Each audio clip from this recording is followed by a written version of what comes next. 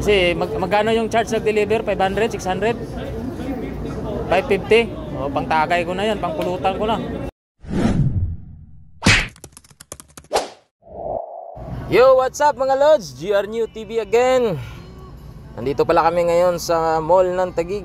At yan ay nagyaya yung aking mag-ina na mamasyal daw kami dito sa mall. Dito yung una pala naming destination ay dito sa playing kit. Dito sa mga laruan ng mga bata.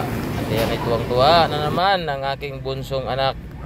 At yan ay sabi ko huwag kayo magtagal dyan kasi ako ay isang mainipin. Baka makakapunta pa ako sa aling lugar or doon sa aking pwesto sa slot machine. Kaya sabi ko 30 minutes lang kayo at huwag kayo magtagal para hindi ako mainip. At yan ay ako naman ay nandun na sa labas, paikot-ikot, naghahanap ng magandang kinabukasan.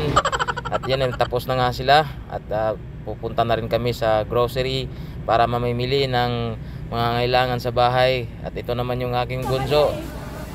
May sarili din siyang grocery, namimili din siya ng para sa kanya at ayaw niya nang bitawan ngayong dapat isa lang, yung dalawang pirasong laruan. At yung sa akin naman ay kumuha na rin ako ng naka-slice na prutas para naman siyempre sa healthy lifestyle ko para naman laging masigla.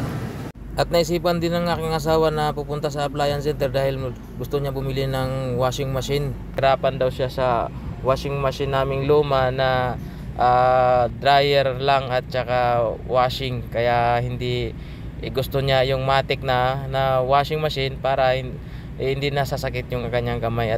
At nagbayad na nga yung asawa ko dyan sa counter para daw makakaalis na kami at dahil nagutom na rin mga bata para makakain na rin kami. At ayun nga, pagkatapos kumain ay babalik na kami sa appliance center para matingnan namin yung washing machine. Ayun ay dumating na nga yung order namin galing sa warehouse na request ng asawa ko, kulay itim. Yun nga lang ang dumating is kulay white. Kaya wala kaming choice kundi kukunin na lang namin. At ayun mga lods, nakipagtalo. Bakit bawal sa ihiga? May pre-yun ba yan? Pilit niyang ipapadeliver sa bahay gamit ang truck daw. Sabi ko maliit lang naman yan, kasya naman sa inuba ko. Pwede namang isakay na lang sa sasakyan ko para wala na akong alalahanin pa. Kasi magkano yung charge nag-deliver? 500, 600? 550? O, pang tagay ko na yan, pang pulutan ko na.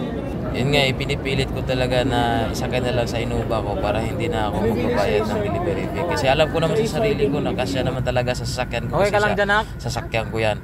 So yun na, umuwi na kami at yung anak ko nga nahirapan na sumakay sa second row ng upuan dahil nakayupi na yung upuan. At yun nga, dumating na rin kami dito sa bahay. Tinulungan naman ako agad sa mga minsan ng asawa ko para hindi ako mahirapan. Siyempre pagod na rin galing sa mall at galing din sa biyahe. At yung asawa ko nga maganda na yung ngiti niya dahil hindi na daw siya mahirapan maglalaba gamit yung washing machine dahil automatic na gamit niya. So yun, maraming salamat sa inyo mga papanood mga lods. At patuloy pa rin kayo sana magsuporta sa ating mga video.